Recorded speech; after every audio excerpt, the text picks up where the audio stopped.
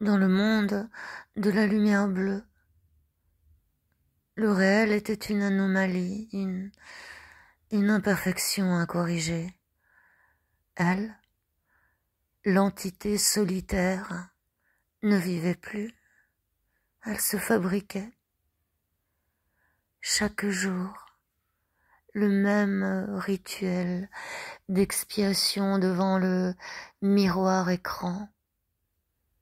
Les contours du corps effacés, les lignes adoucies, la chair transformée en une abstraction sans faille, sans âge, sans histoire.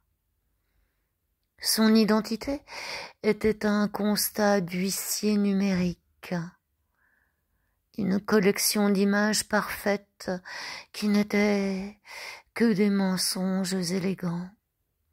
Elle ne ressentait plus, elle existait.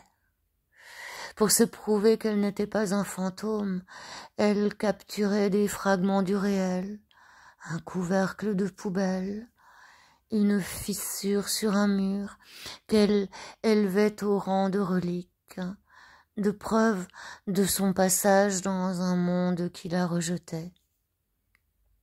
Lui, un spécimen de l'inaction, était un de ces millions de spectateurs, son oxygène.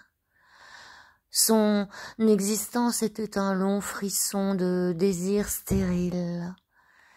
Il se gavait de son image, de l'illusion de sa proximité. Il la consommait pixel par pixel, jusqu'à ce que son propre corps, rendu inutile, s'élargisse en une forme amorphe. Il ne la désirait pas, lui.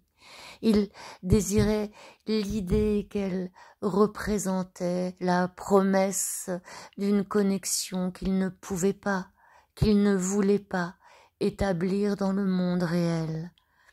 Son cœur battait pour une machine, une image, un mensonge. Ils étaient les produits d'un système qui les nourrissait de solitude et les incitait à se consumer l'un l'autre à distance. Des âmes captives, enfermées dans une panopticon sans mur où chacun était à la fois gardien et prisonnier de sa propre image.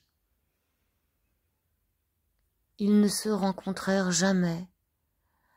Leur fantôme virtuel était la seule chose qui les liait, la seule chose qui leur restait.